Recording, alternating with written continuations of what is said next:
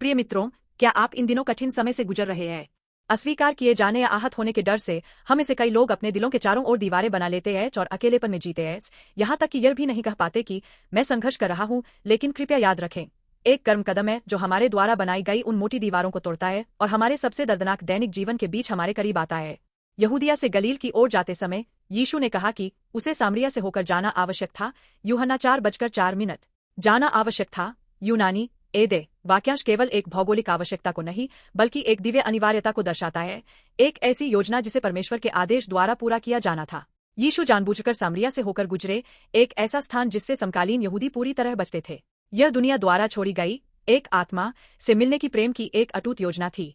धधकती दोपहर के समय जब कोई और नहीं आता था, यीशु याकूब के कुएं के पास एक स्त्री की प्रतीक्षा में बैठ गए। यह स्त्री, जिसका 5 बार तलाक हो चुका था, ग्रामीणों की उंगलियों और तिरस्कार को सहते हुए पूर्ण अलगाव में रहती थी। फिर भी यीशु ने उस तक पहले पहुंचने के लिए सभी धार्मिक पूर्वाग्रहों, राष्ट्रीय शत्रुताओं, लैंगिक बाधाओं और नैतिक कलंकों को तोड़ दिया। दुनिया द्वारा खींची गई हर अदृश्य सीमा को पार करते हुए यीशु आज आपके जीवन के सबसे अकेले स्थान पर सबसे पहले आते हैं। इस अत्यधिक घायल सामरी स्त्री ने यीशु से मुलाकात की और उसका जीवन पूरी तरह से बदल गया।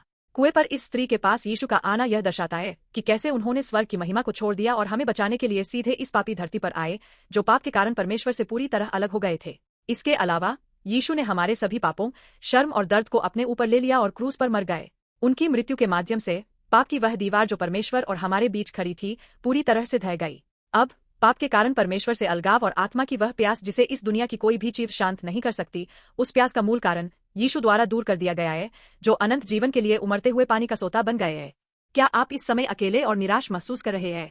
क्या आप यह सोचकर हतोत्साहित हैं कि कोई मेरे दिल को नहीं समझता?